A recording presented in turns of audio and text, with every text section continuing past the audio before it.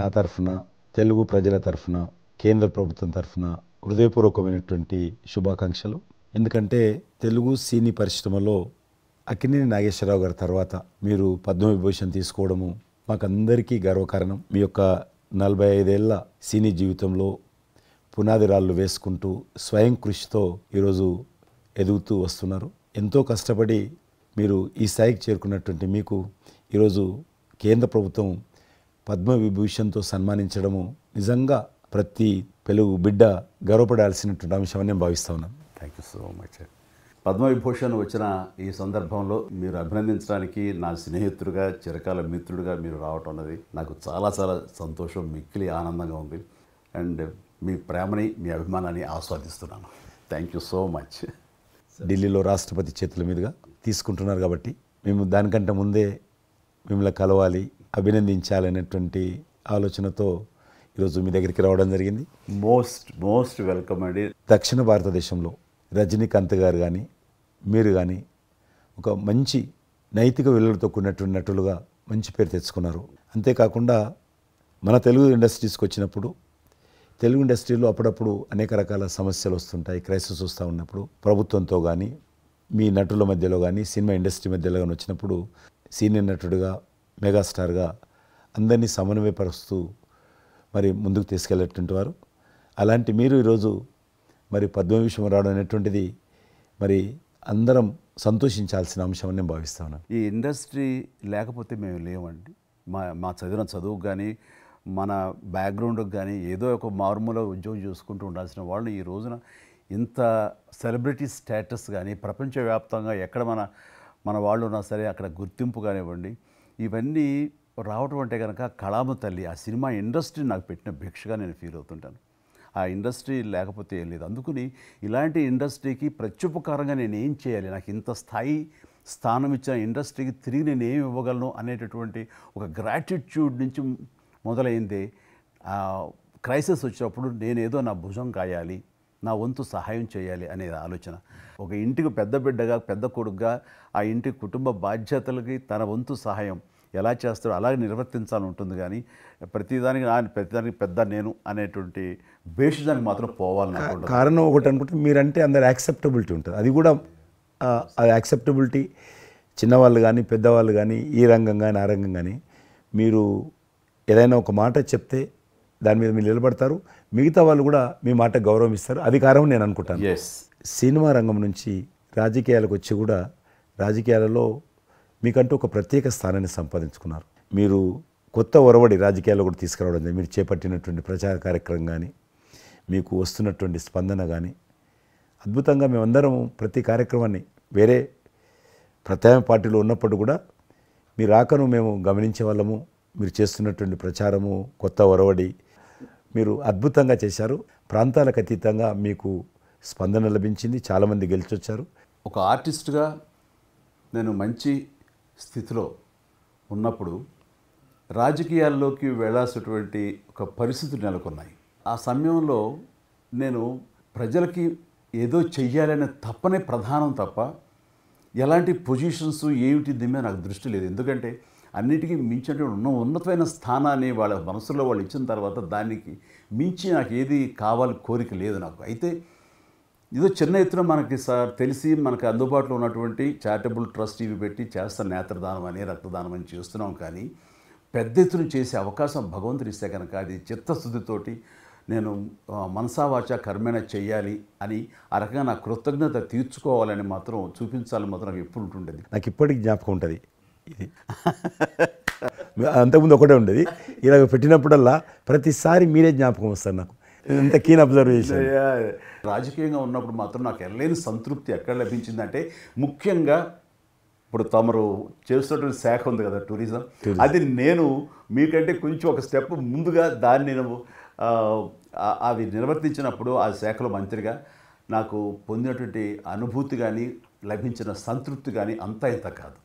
ఆ రకంగా మాత్రం రాజకీయాలకు వస్తే ఇంత చేయొచ్చా అనేది మాత్రం నాకు సుస్పష్టంగా నాకు అనుభవపూర్వకంగా తెలిసొచ్చింది మంత్రిగా ఉన్నప్పుడు టూరిజానికి. అది అలా అలా వెళ్ళి ఆఖరికి ఒక కల్నరీ ఇన్స్టిట్యూట్ అనేది నాకు అవకాశం తిరుపతిలో నేను వెళ్ళాను. అద్భుతమైనటువంటి ఇన్స్టిట్యూట్ అది. అంటే క్షమించాలి, అది ఇనిషియేట్ చేసి తీసుకురావడం వరకు నేను చేసి ఇంకా నేను ప్లానింగ్ అంతా మీరు ఉన్నప్పుడే జరిగింది. అంతా జరిగింది. రాబట్టడానికి ఎంత కృషి చేశానంటే అంతా ఇంత కాదు, అది మనకు రాకుండా పోయే పరిస్థితులు ఉన్నాయండి. ఆ టైం లోపల ఒక మినిస్టర్నా ఒక సూపర్ స్టార్నా అన్నీ పక్కన పెట్టేసి ఆ ప్లానింగ్ కమిషన్ చైర్మన్ ఉండేవారు మౌంటిగా అహ్లూవాలియా. ఆయన దీన్ని వద్దు, మనకి ఇది వైబుల్ కాదు, ఇది ఫీజిబుల్ కాదు అంటే కనుక కాదని ఆయన గుమ్మందరికి వెళ్ళిపోయి చేతులు కట్టుకుని ఇది ఓకే చేయండి సార్, దీని ఆవశ్యకత అంతా కాదు. ఇండియాలో ఉన్నటువంటి ఎన్ని రకాల స్టేట్స్ ఎన్ని రకాల కల్చర్స్ ఉన్నాయో అన్ని రకాల వంటకాలు ఉండేటటువంటి దేశం మందే. అది నేర్పించే ఒక ఇన్స్టిట్యూషను ఈ రోజున మనకి కావాలి, అదే కల్నరీ ఇన్స్టిట్యూట్. అది మనకు వచ్చింది, దాన్ని మనం నిలబెట్టుకోవాలి. ఇది గొప్ప అవకాశం, ఎంతోమందికి ఉద్యోగం ఇవ్వటమే కాదు మన కల్చర్ని కూడా మనం నిలబెట్టడం అవుతామంటూ ఆయనతో పోరాడి కన్విన్స్ చేసి ఓకే చేసి ఇక్కడ రాష్ట్ర ప్రభుత్వం ఆ రోజున ఉన్న రాష్ట్ర ప్రభుత్వం ఒప్పించి రేణుగుంటలో 17 ఎకరాల దాకా చేయించి ఇంకా పెట్టేస్తున్నాం, ఇంకా మనం స్టోన్ వేస్తున్నాం ఇక్కడ అని అనుకున్న సమయంలో ఈ రాష్ట్ర విభజన సమయంలో నేను రిజిగ్నేషన్ టెండర్ చేసి వచ్చింది. అయితే ఫైల్స్ సంతకం అన్నీ అయిపోయినాయి. దాని తర్వాత ఇమ్మీడియట్గా వచ్చిన కేంద్ర ప్రభుత్వంగా మీరు దాన్ని ఇంప్లిమెంట్ చేసి ఈరోజు రేణుగుంటలో అది మీరు చాలా అద్భుతంగా ఉన్నదండి. ఇంకా దాన్ని ఈ మధ్యలోనే 2 రోజుల క్రితం ఈ మధ్య నేను మా సెక్రటరీని పంపించాను. మళ్ళీ దాన్ని ఇంకా రిక్రూట్మెంట్ కానీ ఇంకా రీడెవలప్మెంట్ కానీ ఇంకా ఏ రకంగా డెవలప్. ఇప్పుడు ఆల్రెడీ మేము ఎస్వి యూనివర్సిటీతో టైప్ చేసుకుంటున్నాము, టీటీడీ వాళ్ళతో టైప్ చేసుకుంటున్నాము, కొన్ని స్టార్ హోటల్స్తో టైప్ చేసుకుంటున్నాము. ఆ రకంగా ఇంకా మీరు ఏదైతే ఆలోచన ఉండనో మీ ఆలోచన ప్రకారం దాన్ని ముందుకు ముందుకు తీసుకెళ్తాం. మీరు రాజకీయాలు ఉన్నా సినిమా రంగంలో ఉన్నా కూడా కల్మషం లేనటువంటి వ్యక్తి అని నేను భావిస్తాను. ఎవరిని పల్లెత్తు మాట అన్నారు, ఇంట్లో అన్నారు అనుకుంటా, బయట అన్నారు అనుకుంటాను. పార్టీ పెట్టినప్పుడు కూడా ఎవరన్నా అక్కడక్కడ రాజకీయంగా అన్నా కానీ మీరు వ్యక్తిగతంగా అందరూ గౌరవిస్తారు ఈరోజు ఏ పార్టీలు ఉన్నప్పుడు కూడా. నేను అది ముందస్తుగా చూసింది మీలో కిషన్ రెడ్డి గారు. మిమ్మల్ని మనస్ఫూర్తిగా చెప్తున్నాను, అసెంబ్లీలోకి నేను అడుగుపెట్టినప్పుడు నేను కొత్తవాడిని. నా వెనకాల ఆల్రెడీ ఒకసారి ఎమ్మెల్యేగా చేసి రెండోసారి ఎమ్మెల్యేగా ఉన్న కిషన్ రెడ్డి గారు నా పక్క సీట్లో ఉండేవారు. ఇటు పక్క ఇంకొకరు జయప్రకాష్ నారాయణ గారు, ఆయన ఇటు పక్క చంద్రబాబు నాయుడు గారు, మరో పక్కేమో వైఎస్ఆర్ అందరూ ఉండేవాళ్ళు. వీళ్ళందరూ మాట్లాడుతుంటే వీళ్ళందరూ రాజకీయ ఉద్దండులు మాట్లాడుతుంటే అందరూ చూస్తుండేవాడిని. అక్కడ నాకు వచ్చిన షాక్ ఏంటంటే ఫస్ట్ ఒకళ్ళు దుయ్యబెట్టుకుంటూ తిట్టుకుంటూ అసలు దుర్భాషలు ఆడుకుంటూ కొట్లాడుకునే పరిస్థితి వస్తూ ఇక ఫినిష్ అయిపోయింది, ఇక ఒకళ్ళు మాట్లాడుకోరు, ఇంకా వీళ్ళు దీర్ఘకాల శత్రువులు వీళ్ళు ఇంకా అనే ఫీలింగ్ వచ్చింది. ఇలా ఉంటుందా అని. బట్ దానికి విరుద్ధంగా నేను అసెంబ్లీ అయిపోగానే కారులో నడుచుకెళ్తుంటే ఎవరైతే ఇద్దరు తిట్టుకున్నారో ఒకరొకరు దూషించుకున్నారో వాళ్ళు భుజమే చేసుకుని ఏంది భయ్యా నువ్వు అలా నువ్వు అనలేదు భయ్యా, అరే నా నాయకుడు చూస్తున్నారా అనకపోతే బాగుంటుందని ఇట్లా అంటుంటే నాకు షాక్ తిన్నాను. చాలా ఆశ్చర్యపోయేవాడిని, ఇదే ఇలా ఉంటుందా. మీ సినిమా ఫీల్డ్ కంటే ఎక్కువ నటులు ఉంటారు, మీ సినిమా ఫీల్డ్ కంటే ఎక్కువ నటులు రాజకీయాల్లో ఉంటారేమో అలా అనిపిస్తుంది నాకు. అక్కడ అలాంటి పరిస్థితుల్లో ఒక నిబద్ధతతోటి ఇష్యూ బేస్డ్గా మాట్లాడుతూ తను అనుకున్నవి నిర్దిష్టంగా చెప్పగలిగేటటువంటి నాయకుల్లో మిమ్మల్ని అబ్జర్వ్ చేశాను. అది మీరు ఎక్కడ ఎవరిని దుర్భాషలాడటం నేను చూడలేదు, ఎవరిని పౌరుషంగా మాట్లాడటం చూడలేదు, ఎవరిని ఎద్దేవా చేయడం రెడిక్యూల్ చేయడం నేను చూడలేదు. మీరు ఎంతసేపు ఇష్యూ బేస్డ్గా మాట్లాడేవాళ్ళు, స్ట్రాంగ్ వాయిస్ చేసుకుని మీరు అనుకున్నది అది ఎంత కరెక్టు, ఎలా అన్యాయం జరుగుతుంది అని ఆ ప్రజలకి మద్దతుగా ప్రజల తరపున నిలబడి మాట్లాడిన నాయకుడుగానే మిమ్మల్ని చూశాను. నేను ఇప్పటికీ అలాగనే ఉన్నాను. అవును, మా పార్టీలో ఉన్న కొంతమంది కానీ బయట ఉన్నటువంటి వాళ్ళు కానీ కొంత మీడియా విలేకరులు కానీ నువ్వు ఆ రకంగా మెత్తగుంటే లాభం లేదు, ఇప్పుడు రాజకీయాలలో నువ్వు కూడా పరుషంగా మాట్లాడాలి, వ్యక్తులను చాలా గట్టిగా మాట్లాడాలి అంటారు. కానీ నేను అదే అంటాను, నేను ఇప్పుడు మారలేను, నాకు అవసరం కూడా లేదు, నేను ఇలానే ఉంటాను. నేను గతంలో ఏ రకమైనటువంటి వాజ్పేయి గారు, లాల్ కృష్ణ అద్వానీ గారు, మా తెలంగాణలో మా వి రామారావు గారు, వెంకయ్యనాయుడు గారు, దత్తాత్రేయ, ఇదంతా నాకు నేర్పారు వాళ్ళు. నేను చిన్నగా ఉన్నప్పుడు నా చేయి పట్టుకొని నడిపారు వాళ్ళు. కాబట్టి నేను ఏ రోజు కూడా చిన్న పొరపాటు చేయకూడదు అనేటువంటి దాంట్లో ఉన్నాను. నేను ఎప్పుడన్నా రాస్తారోకో చేసేవాళ్ళం. రాస్తారోకే మాకు వి రామారావు గారిని సిక్కిం గవర్నర్ ఉండే ఎమ్మెల్సీ, ఆయన వెంటనే ఫోన్ చేసేవాడు, నువ్వు ఎక్కడన్నా పోతున్నప్పుడు ఎవరన్నా రాస్తారోకే చేస్తే ఒక 2-3 గంటలు ట్రాఫిక్ జామ్ అయితే నీకెంత బాధ అవుతుంది. కాబట్టి నువ్వు రాజకీయ నాయకుడు అయినంత మాత్రాన రోడ్డు ఆపేసి ప్రజలను ఇబ్బంది పెడితే ప్రజలకు మేలు చేయాలనుకుంటున్నావా, ప్రజలు ఇబ్బంది పెట్టాలనుకుంటున్నావా, ఈ రకంగా ప్రశ్నించేవాడు. నేను ఎవరైనా ముఖ్యమంత్రులది దిష్టిబొమ్మ తగలబెడితే ముఖ్యమంత్రి తగలబెట్టొద్దు, కావాలంటే గవర్నమెంట్ తగలబెట్టు, వ్యక్తి ఆ రకం చిన్న చిన్న విషయాలు నాకు ఫ్యాంటాస్టిక్ సార్. ఈ రోజుల్లో ఎంతమంది ఇలా ఆలోచించే నాయకులు ఉన్నారు, ఎంతమంది స్టేట్స్మెన్లు ఈ రకమైన సలహా ఆ తర్వాత వచ్చే యంగ్ నాయకులకి సలహా ఇచ్చేవాళ్ళు ఉన్నారు. అవన్నీ కరువడిపోతున్నాయి. ఇవన్నీ కూడా చరిత్రలో జరిగేవంట అనే స్థితిలాగా ఉంది మీలాంటి వాళ్ళు లేకపోతే కనుక. ఈరోజు మనము స్వాతంత్రం వచ్చి 75 సంవత్సరాలైంది. ఈ 75 సంవత్సరాల్లో మనం అనేక రకాలుగా అభివృద్ధి చేసుకున్నాము, ప్రాజెక్టులు కట్టుకున్నాము, ముందుకెళ్ళాము, కొంత మెరుగైనటువంటి పరిస్థితి వచ్చింది. కానీ మన తర్వాత వచ్చినటువంటి స్వాతంత్రం వచ్చినటువంటి దేశాలు కూడా డెవలప్డ్ కంట్రీగా ఎమర్జ్ అయినాయి. మనం ఇంకా డెవలపింగ్ కంట్రీ, అభివృద్ధి చెందిన దేశంగా ఎదగలేరు. కానీ దురదృష్టం ఏంటంటే మనకు టార్గెట్ పెట్టుకోలే, ఎప్పటి లోపల మనం లక్ష్యం చేరుకుందాం అనేది ఎక్కడ కూడా పెట్టుకోలేదు. ఇంకో 75 సంవత్సరాల తర్వాత ఇట్లనే ఉన్నామనుకో, ఇంకో 75 సంవత్సరాల తర్వాత కూడా వెనక తిరిగి చూస్తే మనం డెవలపింగ్ కంట్రీగా ఎమర్జ్ కాము. అందుకే ఈ మధ్యలో మన ప్రభుత్వము, కేంద్ర ప్రభుత్వము ఒక టార్గెట్ పెట్టుకుంది. ఇప్పుడు కమింగ్ 25 years ప్రపంచంలో అత్యధికమైనటువంటి యూత్ పాపులేషన్ ఇండియాలో ఉంటుంది. కాబట్టి ఈ 25 years అమృతకాలం అంటారు దీన్ని. ఎగ్జాక్ట్లీ. ప్రధానమంత్రి కూడా అప్పుడప్పుడు అంటుంటారు ఇది అమృతకాలము. కాబట్టి ఈ 25 years మన యూత్ కానీ ప్రతి ఒక్క ఫీల్డ్ కానీ మనము ఇప్పుడు సినిమా ఫీల్డ్ అందుకు సినిమా ఫీల్డ్ 2047లో ఏ రకంగా ఉండాలి, ప్రపంచాన్ని ఏ రకంగా డామినేట్ చేయాలి, అగ్రికల్చర్ ఏ రకంగా డామినేట్ చేయాలి, ఇండస్ట్రీ ఏ రకంగా డామినేట్ చేయాలి, ఎన్జిఓస్ ఏ రకంగా పనిచేయాలి, ఆర్థిక వ్యవస్థ ఏ రకంగా ఉండాలి, ఆ రకంగా ఎవరికి వారు 140 కోట్ల మంది మనం అనుకొని 2047 లోపల 100 సంవత్సరాల స్వాతంత్ర పండుగ జరుపుకుంటాము. ఆ రోజుకు మనం అభివృద్ధి చెందిన దేశంగా ఎదగాలి. ఇంకొక మాట అంటారు ప్రధానమంత్రి గారు, అప్పుడు ఏ పార్టీ ఉంటుందో అధికారం మనకు అనవసరం. అప్పుడు ఎర్రకోట నుంచి ఏ ప్రధానమంత్రి ఏ వ్యక్తి జాతీయ పతాకం ఆవిష్కరిస్తారో మనకు సంబంధం లేదు, ఎవరైనా ప్రజలు అనుకుంటారు. కానీ ఆ రోజుకు మన దేశం ప్రపంచంలో డెవలప్డ్ కంట్రీ స్థాయికి ఎదిగి 3, 4, 5 ఉంటే అట్లో మన దేశం ఉండాలనేది అని ఈరోజు మనం అందరం ఒక లక్ష్యంగా పెట్టుకొని ముందుకెళ్తే యూత్ ఏదైతే అంటున్నారో మీరు, ఆ యూత్ కూడా మరి వాళ్ళ జీవితం సాఫల్యం చెందినట్టు అవుతుంది. ఇప్పుడు డెవలప్డ్ కంట్రీస్లో మనది ఆర్థికంగా చూసుకుంటే కనుక ఆర్థిక వ్యవస్థగా మనది 5వ కంట్రీగా డెవలప్ అయింది. లార్జెస్ట్ ఎకానమీ ఈ మధ్య కాలంలో, ఈ మధ్య సంవత్సరాల్లో, ఒక దశాబ్ద కాలం లోపల. ఇప్పుడు వచ్చే 5 సంవత్సరాల్లో మనం థర్డ్ ప్లేస్ చేరుతాం. ఇప్పుడు యూకే లాంటి మనల్ని పరిపాలించి మన ఆక్రమించుకొని పరిపాలించినటువంటి బ్రిటన్ కూడా వెనకకి నెట్టేసి 5వ స్థానానికి వచ్చేసాం. వచ్చేటువంటి 5 సంవత్సరాల్లో ఖచ్చితంగా మనం 3వ స్థానంలోకి లార్జెస్ట్ ఎకానమీ కంట్రీగా మనం ఎమర్జ్ అవుతాం. 100%. అవన్నీ ఇప్పుడు జరుగుతున్నటువంటి ఈ యొక్క డెవలప్మెంట్స్, ఈ ఆర్థిక సంస్కరణలు ఇవన్నీ చూస్తుంటే ఖచ్చితంగా ఆ రోజు ఎంతో దూరం లేదు మీరు చెప్పినట్లుగా. మీ తెలిసి మధ్యలో G20 సమావేశాలు నిర్వహించినప్పుడు నేను మీతోటే మాట్లాడాను. శ్రీనగర్ అంటే ఎట్లా ఉండను పరిస్థితి తెలుసు. ఈ టూరిజం మినిస్ట్రీకి 4 మీటింగ్లు అవుతాయి. ఒక మీటింగ్ అక్కడ పెట్టాలని నిర్ణయించుకున్నప్పుడు ప్రధానమంత్రి అన్నారు, సినిమా ఫీల్డ్ మీద చర్చించండి, ఎందుకంటే సినిమా ఫీల్డ్ ఎక్కువగా షూటింగ్లు చేసేవాళ్ళు. మేము చిన్నగా ఉన్నప్పుడు జమ్మూ కాశ్మీర్ వెళ్ళలేదు ఎవరం కూడా, కానీ దేశంలో ఉన్నటువంటి కోట్లాది మంది కాశ్మీర్ అందాలను చూశారు సినిమాల కారణంగా. ఎవరు పోలేదు అక్కడికి, కానీ చూశారు. కాబట్టి ఆ సినిమా ఫీల్డ్కి సంబంధించినటువంటి సెషన్ పెట్టాలి మీరని చెప్పి ప్రధానమంత్రి గారు చెప్పి ఆయన ఆదేశించిన తర్వాత ఈ సినిమా ఫీల్డ్కి సంబంధించి అన్ని దేశాలకు సంబంధించినటువంటి ప్రముఖులందరినీ కూడా ఆహ్వానించాం. అప్పుడు మేము మీటింగ్ పెట్టాలంటే పాకిస్తాన్ అన్ని దేశాలకు లెటర్స్ రాసింది, చైనా లెటర్స్ రాసింది, టెర్రరిస్ట్ ఆర్గనైజేషన్స్ అన్నీ కూడా హెచ్చరించాయి.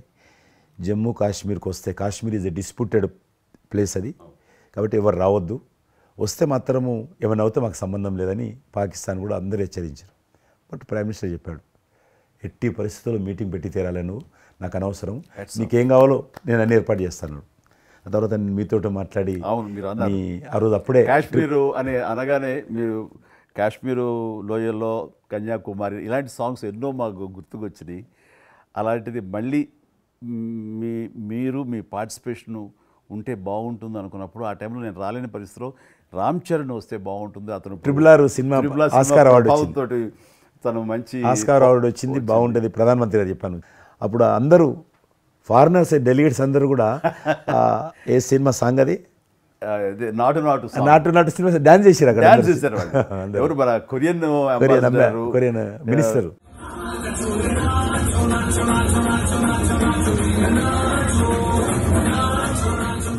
అలాగే ఇంకొక జర్మన్ లే- అంబాసిడర్స్ చాలా మంది కింద మీరు చూసింది కొద్ది మందిని కింద చాలా మంది చేశారు ఆ పాట పెట్టి చేసినప్పుడు. సో ఇప్పుడు మీకు మనవి చేస్తున్నాను, లాస్ట్ 2023లో ఇప్పుడు ఆ ఆర్టికల్ 370 తెలిగించిన తర్వాత 23 కానీ 22 కానీ ఆల్మోస్ట్ మోర్ దెన్ 300 పిక్చర్స్ అవి మరి ఓటీటీ సినిమాలు కావచ్చు, టీవీ సీరియల్స్ కావచ్చు, మన సినిమాలు కావచ్చు, కొన్ని బయట దేశాలకు సంబంధించినటువంటి సినిమాలు కూడా ఆల్మోస్ట్ 300 పిక్చర్స్ షూటింగ్ జరిగాయి అక్కడ లాస్ట్ 2 ఇయర్స్లో. మళ్ళీ తిరిగి మీ ప్రభావంతో ఆయన నరేంద్ర మోడీ గారి చొరవతోటి ఇలాగా G20 కల్చర్ ముఖ్యంగా టూరిజం సంబంధించి సినిమాలను ఎంకరేజ్ చేస్తూ మీరు తీసుకున్న చొరవ, అందులో రామ్ చరణ్కి మీరు ఇచ్చేటువంటి ప్రాధాన్యత ఇవన్నీ కలిపినప్పుడు ఫస్ట్ నా వైఫ్ తన ఫ్రెండ్స్ తోటి ఎక్కడికి వెళదాం ఈ హాలిడే అంటే వాళ్ళ ఫ్రెండ్స్ అందరూ కలిపి కాశ్మీర్కి వెళ్ళారు.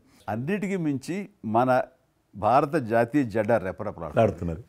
మీకు తెలుసలేదు, మా పార్టీ తరఫున మాకు మురళీ మనోహర్ జోషి గారు ఉండేవారు, పార్టీ అధ్యక్షుడు అద్వానీ గారి తర్వాత. ఆయన కన్యాకుమారి నుంచి కాశ్మీర్ వరకు యాత్ర తీసాం మేము. ఏంటో తెలుసా డిమాండ్, అక్కడ శ్రీనగర్లో జాతీయ పతాకం ఎగరడం, దానికోసం ఉద్యమం, చూడండి, ఒక జెండా ఎగరడం కోసం. ఆడికి మిలిటరీ మధ్యలో పోలీస్ ఫైరింగ్ల మధ్యలో ఒక జెండా, మేము జమ్మూ కాశ్మీర్ కానీ ఆపేశారు మమ్మల్ని. అక్కడ నుంచి విమానం, మిలిటరీ విమానంలో తీసుకుపోయి ఆయన ఒక్కరిని అక్కడ జెండా ఎగిరినట్టు చేసి మనకు తీసుకొచ్చారు. దల్ లేక్ అని ఉంది అక్కడ, డాల్ లేక్, yes. ఉన్నది కదా. మొన్న 15th ఆగస్ట్, ఇంతకుముందు 15th ఆగస్ట్ ఏదైతే మనము 70 సంవత్సరాల పండుగ జరుపుకున్నాము, 50,000 మంది అమ్మాయిలు అబ్బాయిలు స్కూల్ పిల్లలు అందరూ చేతులలో 3 రంగుల పతాకాలు పట్టుకొని దల్ లేక్ చుట్టూ ఊరేగింపు చేశారు. శభాష్. అది మార్పు. ఎస్. ఇంకొకటి నాకు సంతోషం ఏంటంటే, మీరు రాజకీయాలకు రాకముందే మీకంటూ ఒక ప్రత్యేక స్థానం సర్వీస్ యాక్టివిటీలు, చిరంజీవి చారిటబుల్ ట్రస్ట్ చాలా పెద్ద ఎత్తున చేయడం అనేటువంటిది నిజంగా అది చాలామందికి ఆదర్శమైంది.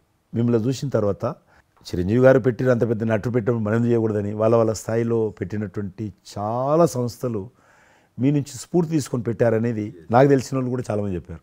కాబట్టి అది గొప్ప విషయం. మీకు ఎందుకు వచ్చిన ఐడియా? అది ఏదైనా సరే ముందు మన మనసులో తిరిగి ప్రత్యుపకారంగా ఏదైనా చెయ్యాలి అనే భావం ఒకటి ఉంటేనండి అవకాశాలు ఎదురుగా ఉంటాయండి మన ఎదురుగా. అలా చూసినప్పుడు ఆ టైంలో రక్తం దొరకక చనిపోయే వాళ్ళు చాలామంది ఉన్నారు. అది గర్భస్రావంతో, డెలివరీ సమయంలో, యాక్సిడెంట్ సమయంలో కొంతమంది క్షతగాతులు, అట్లాగా లుకేమియా కానివ్వండి, క్యాన్సర్ కానివ్వండి, ఇలాంటివి తలసేమియా కానివ్వండి, ఇలాంటి చాలామంది ఉన్నారు. ఇంతమంది జనాభా ఉన్న ఈ దేశంలో రక్తం ఇచ్చేవాళ్ళు లేకుండా పోయారు. ఎందుకంటే రక్తం అనేది ల్యాబుల్లో తయారు చేసేది కాదు, ఒక మనిషి మరొక మనిషికి దానం ఇస్తేనే జరిగేది. సో ఆ మాత్రం ఆల్టర్నేటివ్ లేదు, లేదు, ప్రత్యామ్నాయం లేదు. సో ఇది కేవలం మంచి మనసుతోటి ఉండేవాళ్ళు ఇచ్చేదే. వాళ్ళు మోటివేట్ చేయాలంటూ నేను ఏం చేస్తానంటే, నా ఫ్యాన్స్ని ఫస్ట్ మోటివేట్ చేద్దామని దీని ఆవశ్యకత చెప్పడం కోసంగా షార్ట్ ఫిల్మ్స్ కానివ్వండి, ఎక్కడ పెడితే అక్కడ నేను ఇవ్వటం మొదలుపెట్టేసరికి ఈ రోజున రక్తం ఇవ్వటం కోసంగా ముమ్మరంగా ముందుకు రాగలుగుతున్నారు అంటే దాన్ని ఇనిషియేట్ చేసింది, దానికి ముందస్తుగా దాన్ని మోటివేట్ చేసింది నేను అని చెప్పుకోవడానికి నాకు గొప్ప విషయం అండి. కానీ మీరు ఒక ఉద్యమంలాగా తయారు చేశారు దాన్ని, ఒక మూమెంట్ లాగా తయారు చేసి మిషన్కి hats off to my fans and motivate అయిన ధర్మాత్ములు, మంచి మనసు ఉన్న వాళ్ళు ఎంతోమంది ముందుకు వచ్చారు. వాళ్ళందరికీ కూడా ఈ సందర్భంగా చేతులెత్తి నమస్కరిస్తాను. ఇక్కడ మీ గురించి నేను ఇంకోటి విన్నాను, మీరు ఏదైతే నా సేవా కార్యక్రమాల గురించి మీరు ప్రస్తావించారో అదే సమయంలో నేను కోవిడ్లో కూడా నేను కొంచెం యాక్టివ్గా ఉండి మా కార్మికులకి సంబంధించి 3 నెలల పాటు 4 నెలల పాటు నా మిత్రుల సహకారంతో నేను కొంత అమౌంట్ తోటి సినిమా ఫీల్డ్లో పనిచేస్తున్నటువంటి బాయ్, ఆఫీస్ బాయ్ నుంచి మొదలు పెడితే టెక్నీషియన్స్ వరకు కూడా మీరు చాలా పెద్ద ఎత్తున చాలా మందికి నేను గ్రాసరీస్ ఇవ్వగలిగాను వాళ్ళకి బయటికి రాని పరిస్థితిలో. బట్ అదే పరిస్థితిలో మీరు దేశవ్యాప్తంగా మీరు ముఖ్యం ఇక్కడ మన రాష్ట్రానికి సంబంధించి తెలంగాణలో మీరు ఫ్రంట్ లైన్లో ఉండి ప్రతి వాళ్ళని పరామర్శిస్తూ, ప్రతి హాస్పిటల్కి వెళుతూ ఎవరైతే ఆ రోజున ఫ్రంట్ లైన్ హీరోస్ ఉన్నారో వాళ్ళందరినీ పరామర్శిస్తూ మీరు అద్భుతంగా పెద్ద ఎత్తున చేశారు. అదే కాకుండా మన ఇండియా లెవెల్లో మీరు corona command control room, corona command control room మీకు మీ ఆధ్వర్యంలో జరిగింది. అప్పుడు మీరు చేసిన సేవల గురించి దేశం ప్రస్తావించారు. అంటే అప్పుడు నోడల్ మినిస్ట్రీ, హోమ్ మినిస్ట్రీ ఉండింది. ఏమైనా డైరెక్షన్స్ దేశానికి ఇవ్వాలన్నా, రాష్ట్ర ప్రభుత్వాలకు ఇవ్వాలన్నా, లాక్డౌన్ ఎక్కడ పెట్టాలి, ఎక్కడ పెట్టకూడదు, ఎప్పుడు పెట్టాలా, లాక్డౌన్లో ఏ స్థాయికి వెళ్ళాలా అన్నీ కూడా హోమ్ మినిస్ట్రీ ఇచ్చేది. నేను అప్పుడు హోమ్ మినిస్ట్రీలో ఉన్నాను. ప్రజలకు రోజువారీ అవసరమైనటువంటి 24 మినిస్ట్రీస్ ముగ్గురు జాయింట్ సెక్రటరీస్ ఒక్కొక్క మినిస్ట్రీ నుంచి 8 గంటల చొప్పున హోల్ నైట్ టు డే 24/7 ఆ బ్యాచ్ కరోనా కంట్రోల్లో కూర్చోవాలి. ఆ రకం కూర్చున్నప్పుడు దానికి యాజ్ అ మినిస్టర్గా నన్ను ఇన్ఛార్జ్ పెట్టారు ప్రధానమంత్రి గారు, అమిత్ షా గారు. చాలా అద్భుతంగా నేను కూడా ఆల్మోస్ట్ 1.5 మంత్ ఆఫీసులోనే పడుకున్నాను. మిలిటరీ విమానాలలో ఆక్సిజన్ పంపించాను, మీకు తెలుసు మిలిటరీ విమానాలు. ఒక విమానం ఢిల్లీ నుంచి ఆక్సిజన్ తీసుకొని వస్తే గ్రీన్ ఛానల్ ద్వారా హైదరాబాద్ సికింద్రాబాద్ స్టేషన్ వచ్చేంత వరకు కూడా ఎక్కడ ఆగకపోయేది. అంత నెట్వర్క్ గ్రీన్ ఛానల్ అంటారు. ఆ రకంగా విమానాల ద్వారా నేను గాంధీ హాస్పిటల్కి ఆల్మోస్ట్ 12 సార్లు పోయాను లోపలికి. ఎవరైతే వెంటిలేటర్ మీద పేషెంట్స్ ఉంటారో నేను బుక్ ఒకటి ప్రింట్ చేశాను. వెంటిలేటర్ మీద పేషెంట్ దగ్గరికి వెళ్ళి దగ్గరగా మాట్లాడాను. దేవుడి మీద భారం ఇచ్చి తిరిగాను. ఆ రకంగా ఎందుకు వెళ్ళానంటే ఏదో పబ్లిసిటీ కోసం కాదు. డాక్టర్లు పనిచేస్తున్నారు, ఆడ నర్సులు పనిచేస్తున్నారు, ఆడ శానిటేషన్ సిబ్బంది పనిచేస్తారు, క్లీన్ చేయడం. వాళ్ళు పనిచేస్తున్నప్పుడు మనం వాళ్ళని గాలికి వదిలేసి మీరు పని చేయండి, మేము రాజకీయ నాయకులము, మేము ఇళ్ళల్లో ఉంటాము, మేము రాము అని కూడా దాన్ని బట్టి నేను లోకల్గా ప్రజాప్రతినిధిని, ఎంపీని అని చెప్పి మా ఇంట్లో భయపడుతున్నా, అందరూ భయపడుతున్నా. ప్రెస్ వాళ్ళందరూ వచ్చేవాళ్ళు. ప్రెస్ వాళ్ళందరినీ గేట్ కాడ బయట మెయిన్ గేట్ కాడ ఆపేవారు. ఇక నేను పోయేవాడిని, మొత్తం చూసేవాడిని. ఆ సూపరింటెండెంట్ కూడా నాతో పాటు లోపలికి వచ్చేవాడు ధైర్యం చేసి నేను వెళ్ళినప్పుడు. ఆ రకంగా పూజారులు ఉంటారు దేవాలయాలలో. పూజారులు కూడా చాలా పేదవాళ్ళు ఉంటారు, మీకు తెలుసు. వాళ్ళకు దేవాలయాన్ని క్లోజ్ అయినాయి కదా. ఆ టైంలో పూజారులు అందరికీ గ్రాసరీస్ పంపించడము, మీలాంటి వాళ్ళ దగ్గర పెద్దవాళ్ళ దగ్గర సాయం తీసుకొని మా కార్యకర్తలకు పంపించడము, పోలీస్ స్టేషన్లో పోలీసుకు పంపించడము, హోంగార్డ్స్ పంపించడము. ఈ రకంగా నేను కూడా కొద్దిగా గొప్ప చేశాను. ఇక్కడ మా వాళ్ళతోటి కలిసి నా కాన్స్టిట్యున్సీ చూసి ఈవెన్ నా పార్టీలో ఉన్నటువంటి నాకు పనిచేసినటువంటి పేద కుటుంబాల కార్యకర్తలకు కూడా గ్రాసరీస్ పంపించాను నేను.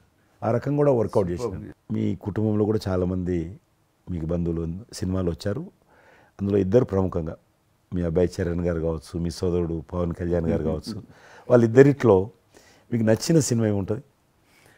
పవన్ కళ్యాణ్ సినిమాల్లో నాకు తొలి ప్రేమ ఒకటి చాలా ఇష్టం, బద్రీ ఇష్టం, అలాగే జల్సా అనే ఇంకో సినిమా, అత్తారింటికి దారేదైతే చాలా నేను చూశాను. అది అవి తను చేసినవి సినిమాలైనా అన్నీ కూడాను అద్భుతమైన సినిమాలే, 1-2 తప్ప.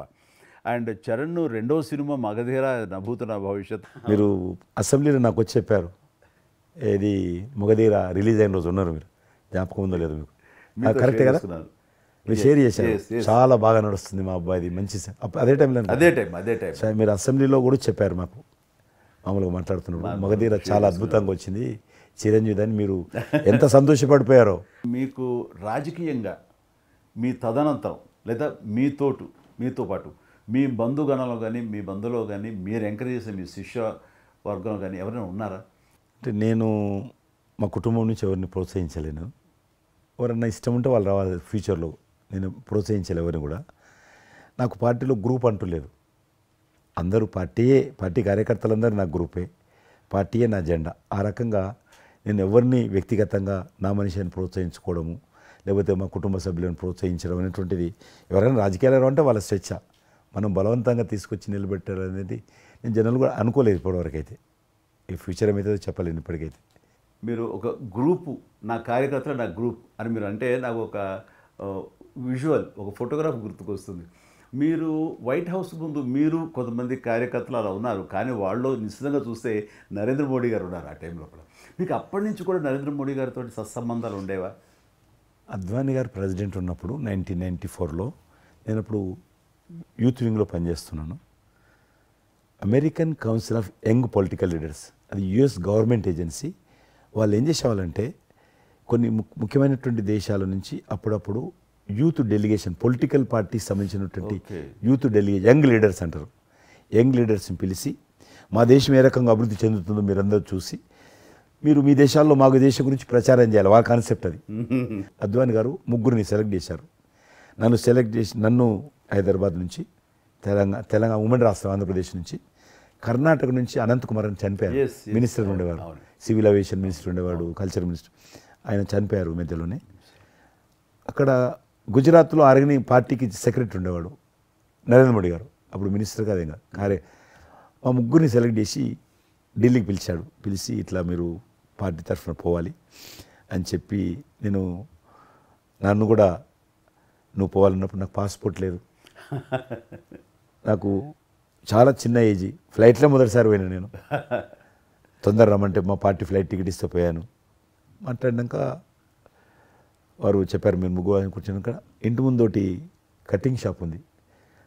నరేంద్ర మోడీ గారి గడ్డ ఉంది, నా గడ్డ ఉంది, చిన్నోని మీరు దగ్గర క్లీన్ షేవింగ్ చేసుకురా ఉన్నాడు. నరేంద్ర మోడీ ఇంటి మా అమ్మ పోయిన క్లీన్ నాకు చూపించాలని మళ్ళీ వచ్చి మళ్ళీ పోయి క్లీన్ షేవింగ్ చేసుకొని నరేంద్ర మోడీ గారు మేము ఇద్దరం, ఎందుకనంటే అయినా మీరు పార్టీ రిప్రజెంట్ చేయడం లేదు, మీరు ఇండియాని రిప్రజెంట్ చేస్తున్నారు, టైంకి రావాలా, టైం పోవాలని చెప్పి మమ్మల్ని పంపించిన తర్వాత నరేంద్ర మోడీ గారు మీరు చూడండి ఆ ఫోటోలో ఆయన సంఖ్య బ్యాగ్ ఉంటుంది. ఆ బ్యాగులో పుస్తకము పెన్ ఉంటుంది.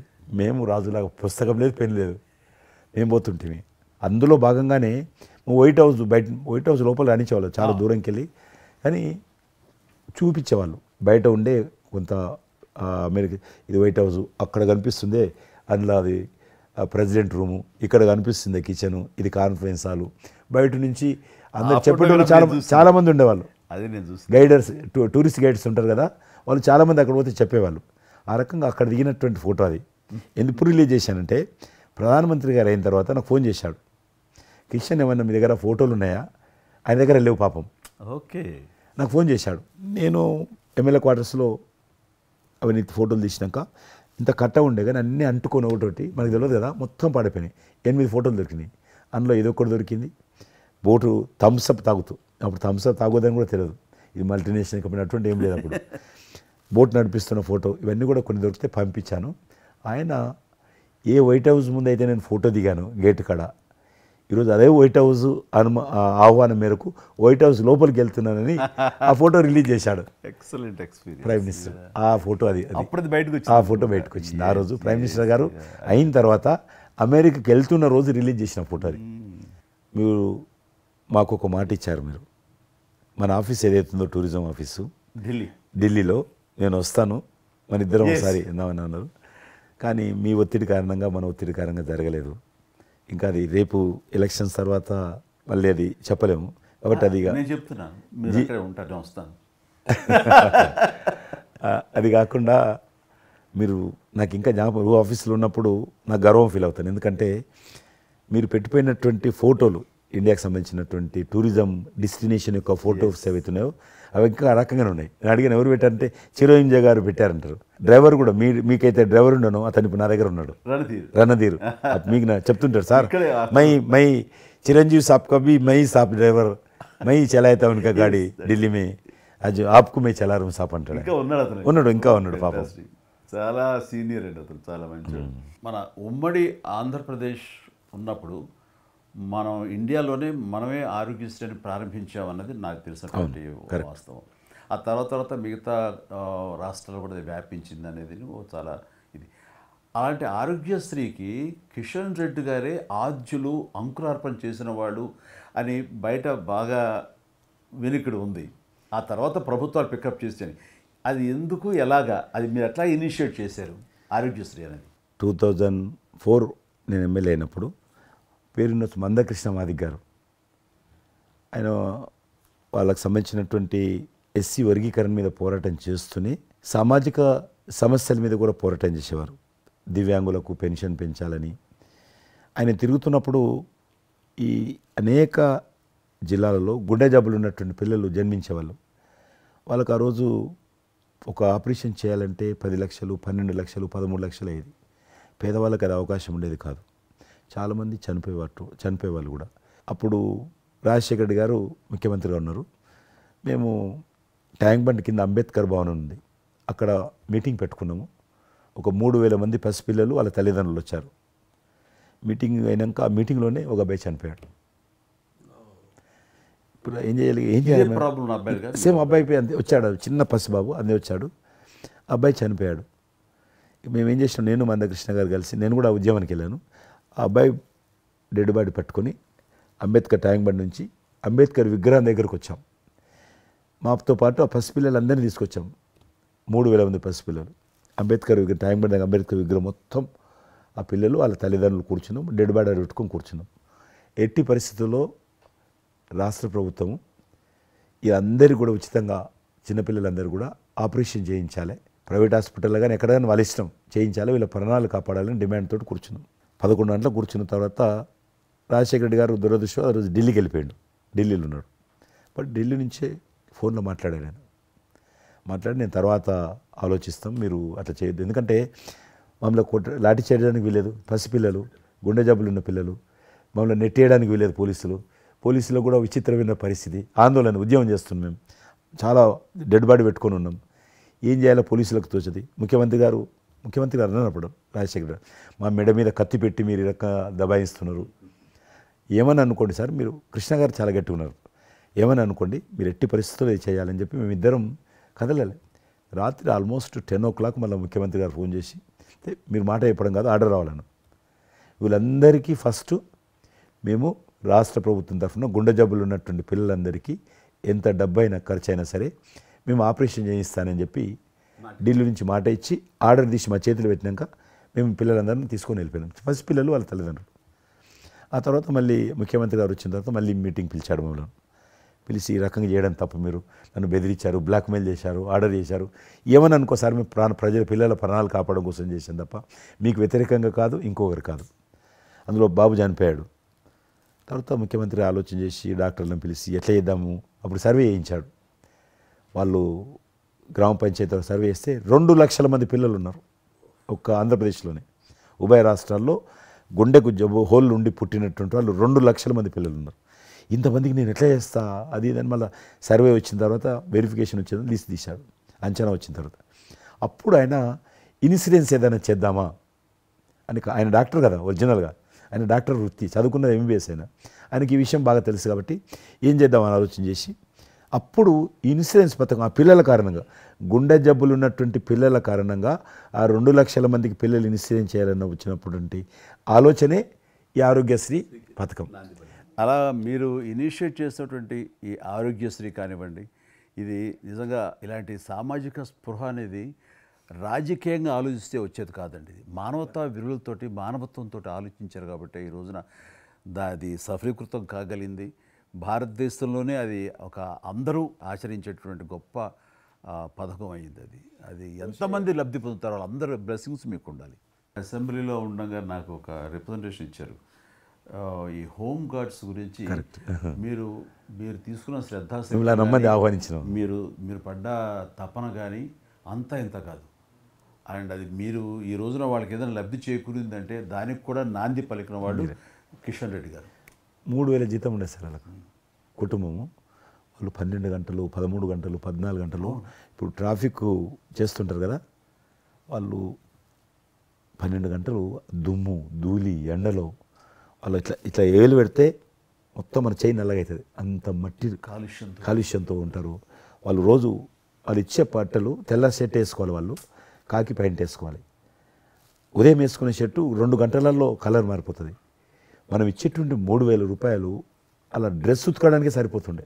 అందుకే కిషన్ రెడ్డి గారు మీరంటే ఎందుకు గౌరవం అంటే, మీరు రాజకీయ లబ్ధి గురించి ఎప్పుడు చూసేవాళ్ళు కాదు, మీ కాన్స్టిట్యున్సీకే పరిమితమైన మీరు ఎప్పుడు కాదు, విస్తృతంగా అందరికీ లబ్ధి చేకూరే విధంగా తీసుకున్నారు. కాబట్టి అలాంటి మీకు ఆ బలం, మీ వాయిస్కి ఆ స్ట్రెంగ్త్ అలాగా, ఎందుకంటే మీ ఆశయంలో ప్యూరిటీ ఉంది, మీ ఆశయంలో చిత్తశుద్ధి ఉంది మీ ఆచరణలో. కాబట్టి మీలాంటి నాయకుల వల్లనే అవుతుంది ఏదైనా సరే.